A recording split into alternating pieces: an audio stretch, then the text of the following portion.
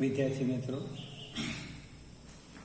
આજે આપણે થોડી દ્રવ્યમાન કેન્દ્રની કોમન ચર્ચા કરીશું.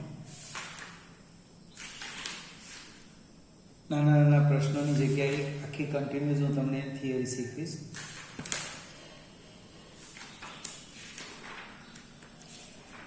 આપણે દ્રવ્યમાન કેન્દ્રની વ્યાખ્યા આપી. હવે દ્રવ્યમાન કેન્દ્રની ગતિની વાત કરવાના છે. હેડિંગ ચોપડીમાં છે એ પ્રમાણે દ્રવ્યમાન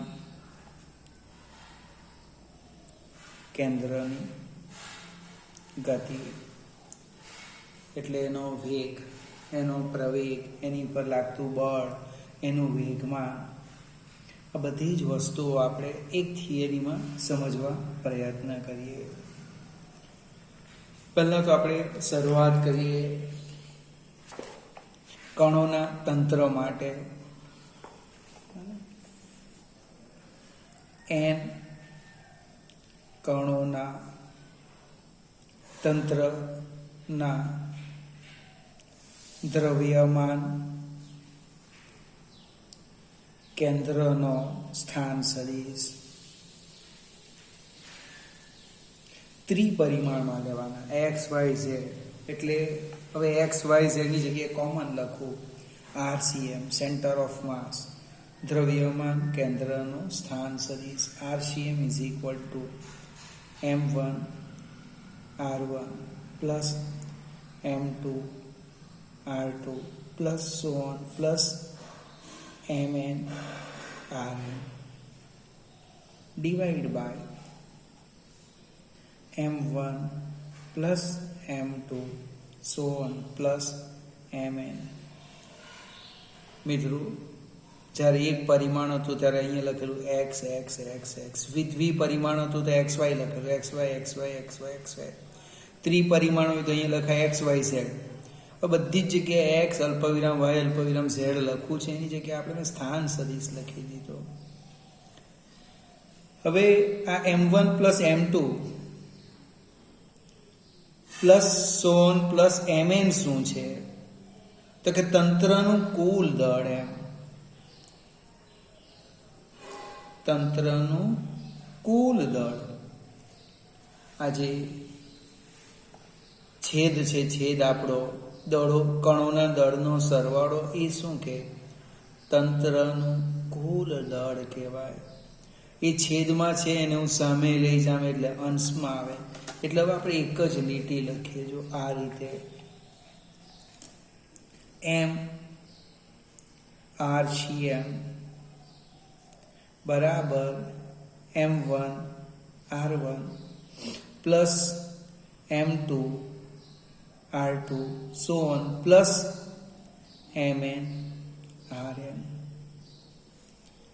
આ જે સમીકરણ છે એને નંબર જોતો 1 આપી દેવો. હવે દળ સમય સાથે બદલાતું નથી. દળ કેવું છે? અચળ છે. સમય સાથે અચળ છે, બદલાતું નથી. આપણે આ વાક્ય સ્વીકારીને બને ઉપરના સમીકરણનું સમયની સાપેક્ષે વિકલન કરતા દળ સમય સાથે અચળ રહે છે એમ સ્વીકારી આ જે સમીકરણ છે એનું હું સમયની સાપેક્ષે વિકલન કરું. તો દળ અચળ છે એટલે સીધું જ હું બહાર લઈ લઈશ એટલે એક સ્ટેપ ઘટશે આપણું. M DRCM બાય DT બરાબર M1 અચળ DR1 by DT plus on છેલ્લું પર લખી દેવું Mn DRn બાય DT. હવે આ દરેક પદનું તમે અવલોકન કરો. સ્થાન સદિશનું સમયની સાપેક્ષે વિકલન છે. સ્થાન સદિશનું સમયની સાપેક્ષે વિકલન ખાલી જગ્યા ભૌતિક રાશિ દર્શાવે. વિદ્યાર્થી મિત્રો યાદ આવે છે કે નહીં આવે? કઈ ભૌતિક રાશિ દર્શાવે?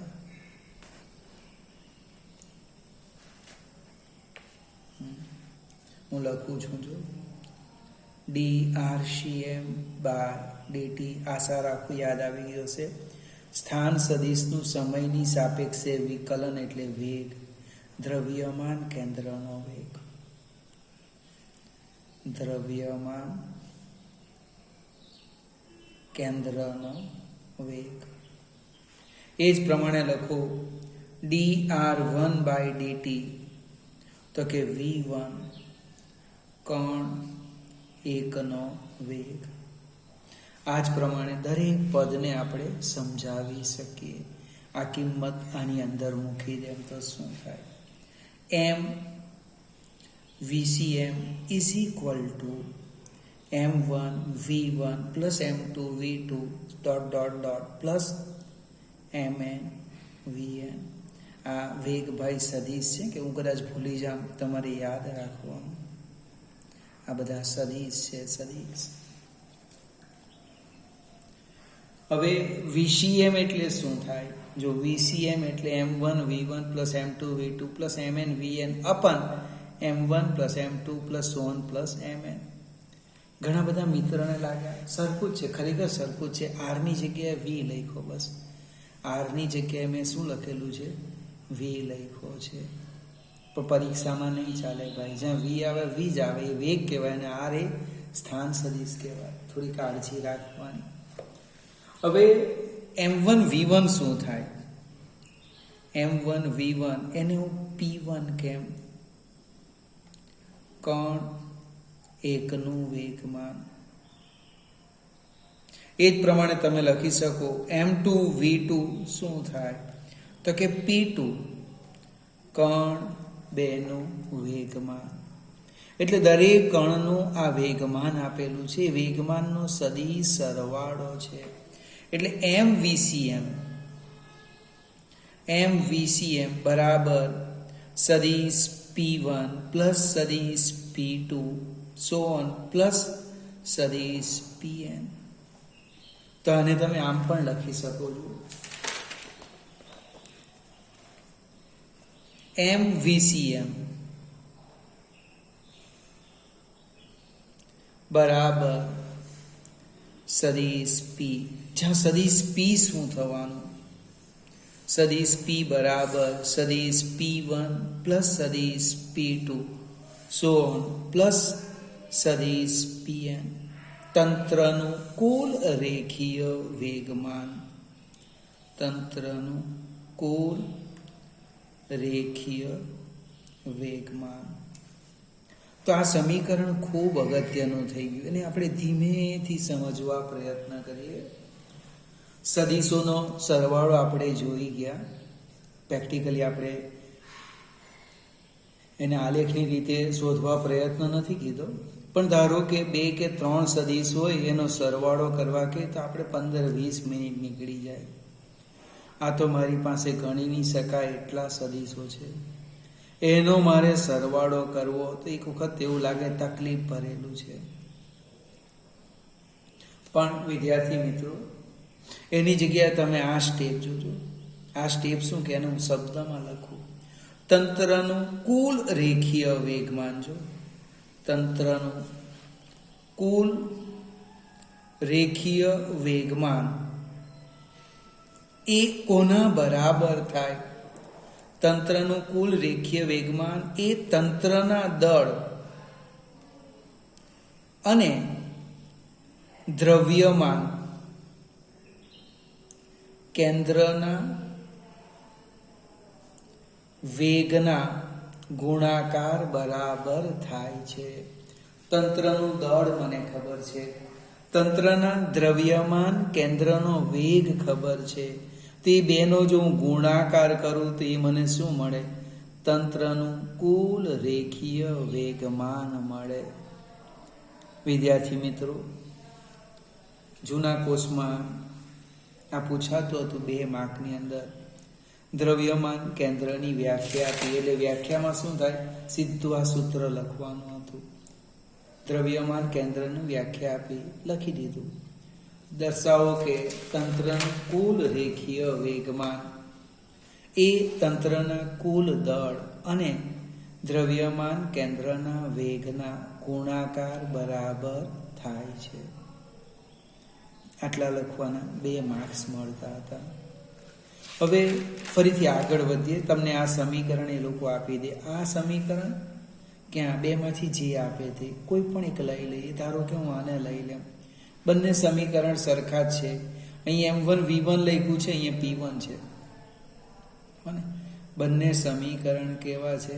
સરખા છે. એટલે કોઈ પણ એક લખી દઈએ. ફરીથી શરૂઆત કરીએ. નવો મુદ્દો MVCM લખું છું. જો MVCM તમને આપી જ દેવાના. m1 v1 plus dot dot dot plus mn vn. સૂત્ર સ્વીકારી તંત્ર પર લાગતા બળોની ચર્ચા કરો. હવે અથવા તો તંત્ર માટે ન્યૂટનના ગતિનો બીજો નિયમ મેળવો.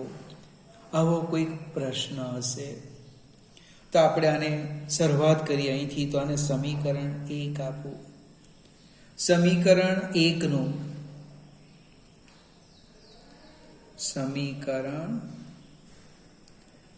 નું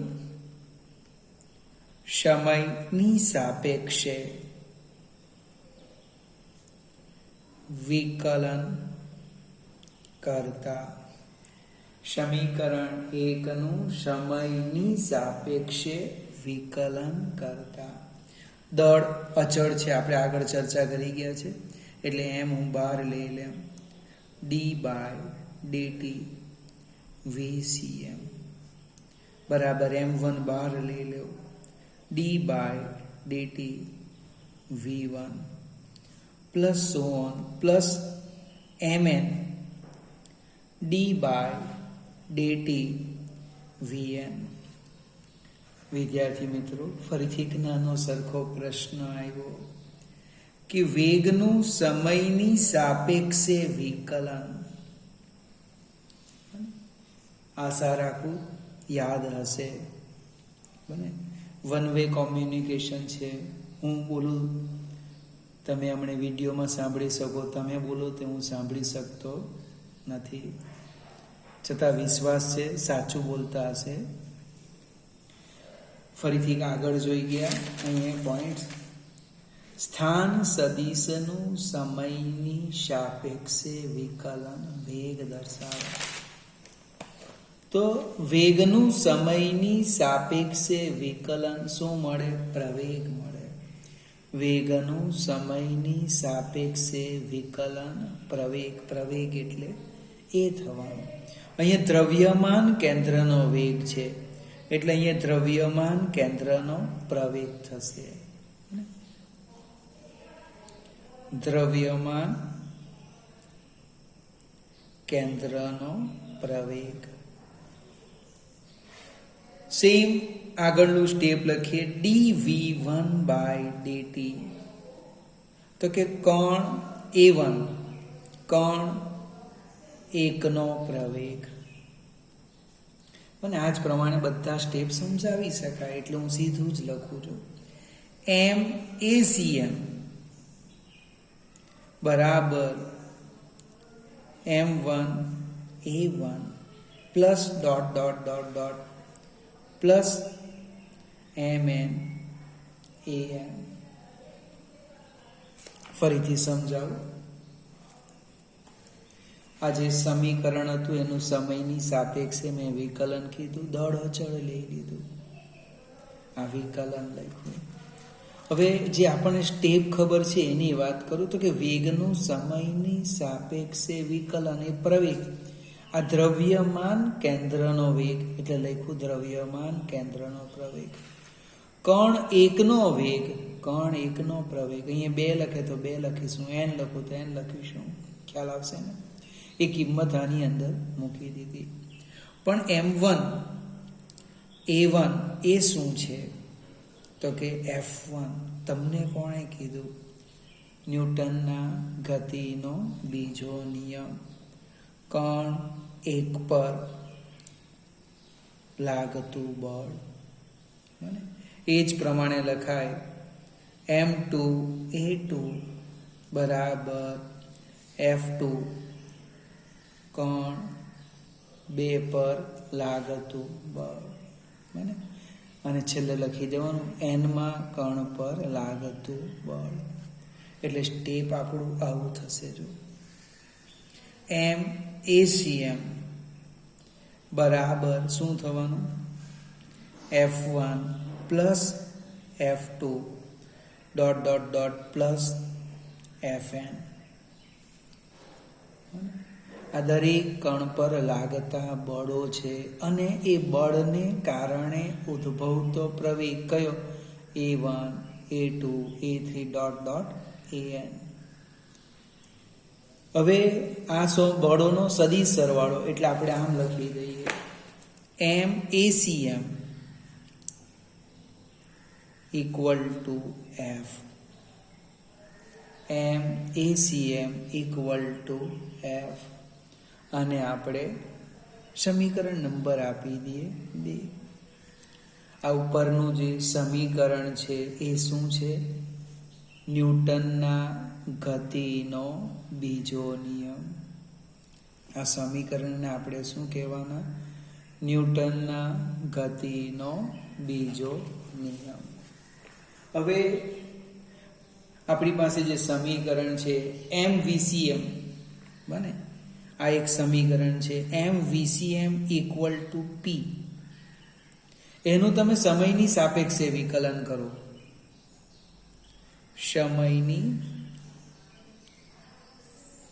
સાપેક્ષે વિકલન કરતા સમયની સાપેક્ષે વિકલન કરતા શું થાય? જો M અચળ dVCM બાય dt બરાબર dP બાય dt. પણ dVCM બાય dt એટલે પ્રવેગ ACM બરાબર dP બાય dt. હવે દરેક વ્યક્તિ પોતાની રીતે સમજાવે, હું કેમ તેમ નહીં. કોઈક મિત્ર આને F કહે છે, ન્યૂટનના ગતિનો બીજો નિયમ છે. અથવા આપણે શું કરીએ?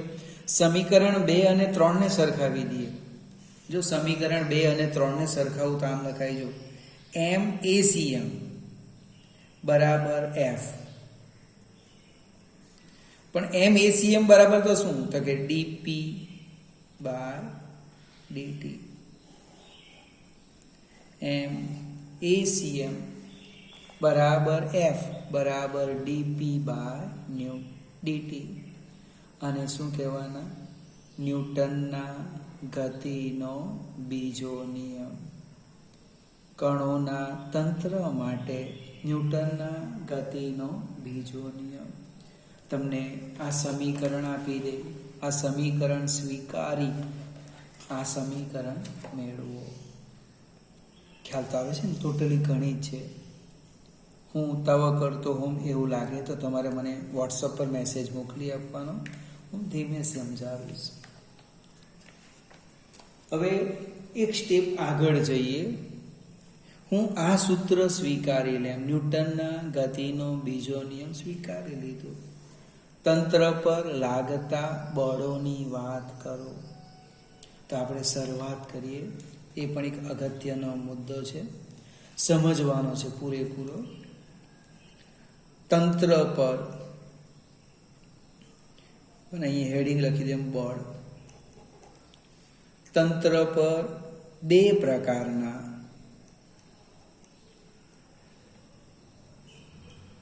બળો લાગે.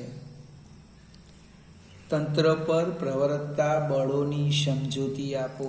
તેમનો પહેલો પોઈન્ટ, તંત્ર પર 2 પ્રકારના બળો લાગે. કોઈકને વિચાર આવે 2 પ્રકારના બળો કયા કયા? તો કે એક બળ ખબર છે મને. કયું બળ? તંત્ર પર લાગતું બાહ્ય બળ, તંત્ર પર લાગતું બાહ્ય બળ. અને બીજું, તંત્રમાં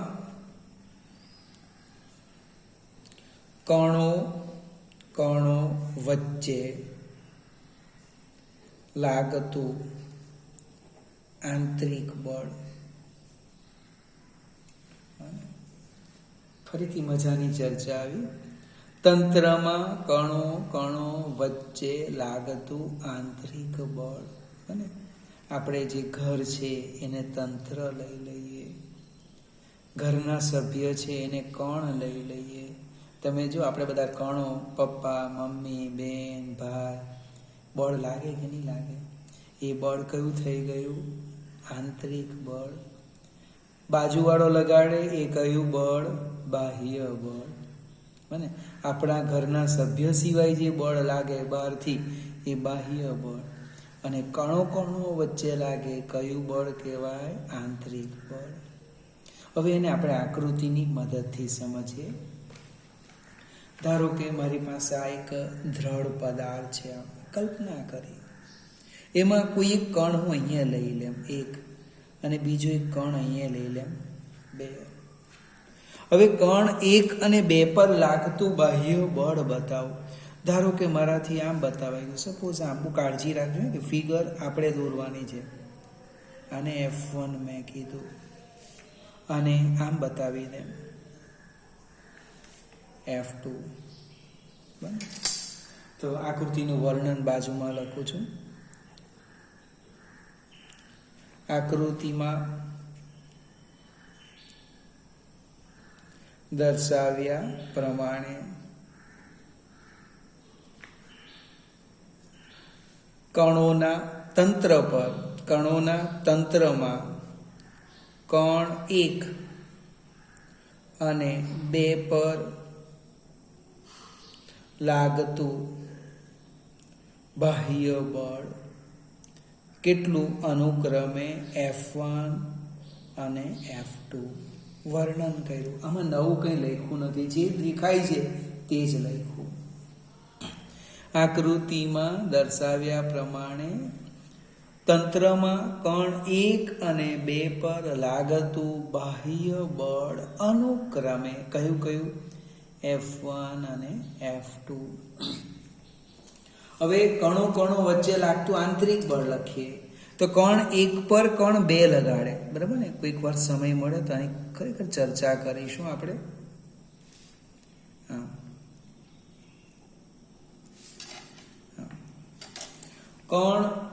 કણો વચ્ચે લાગતું આંતરિક બળ, આને જે કહેવાના એ F12, આને કહેવાના F21. બને? હવે એ લખ્યું કેવી રીતના? તો પહેલો કણ બીજા કણને આકર્ષે અને બીજો કણ પહેલા કણને આકર્ષે. બરાબર ને?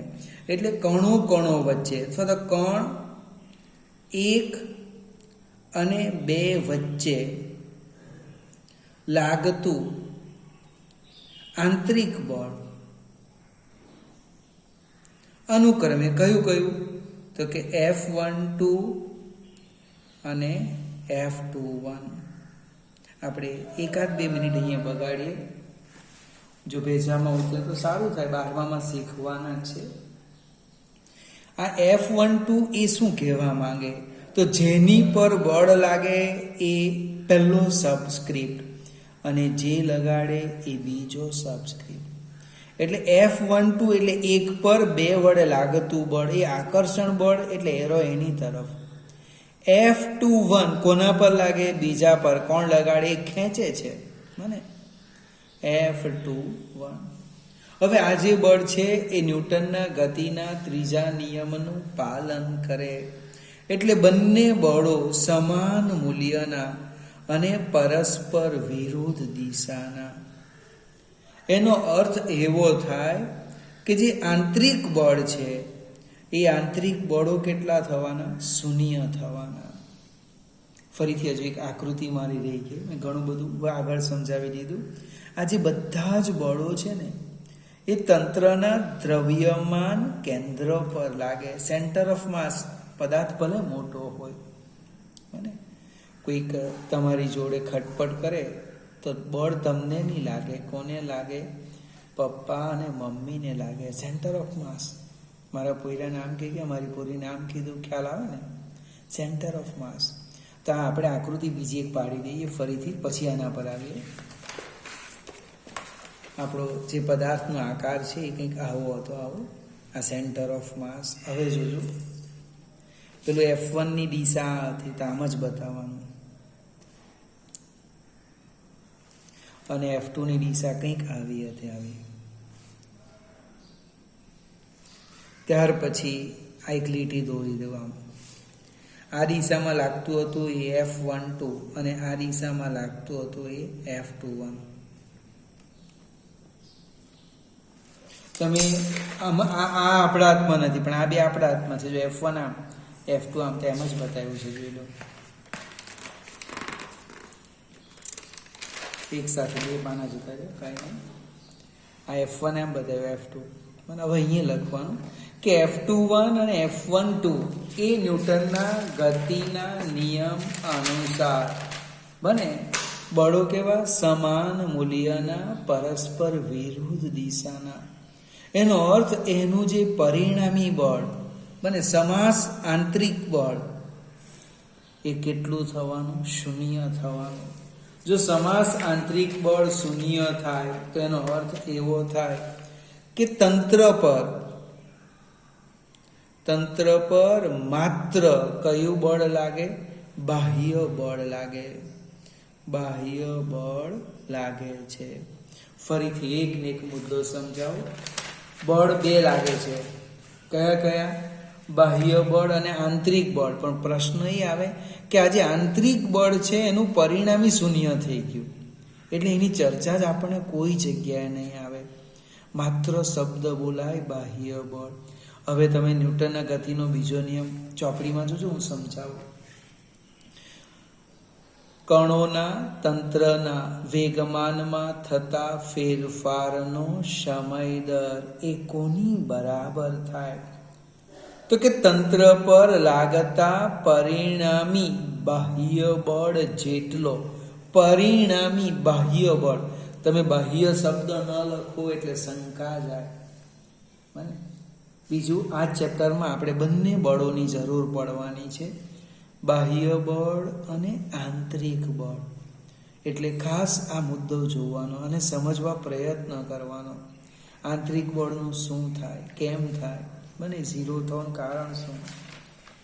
ફરીથી તંત્ર પર બે પ્રકારના બળો લાગે એની ચર્ચા કરી, અને છેલ્લે આપણે અંતે લખ્યું કે તંત્ર પર માત્ર કયું બળ લાગે છે? બાહ્ય બળ લાગે છે. વિદ્યાર્થી મિત્રો, આટલું જરા જોઈ લેજો. શક્ય હોય તો આવતીકાલે થોડી થિયરી સમજાવીશ, અને પછી આ જે ભાગ છે સેન્ટર ઓફ માસ એના હું એક્ઝામ્પલ સમજાવીશ.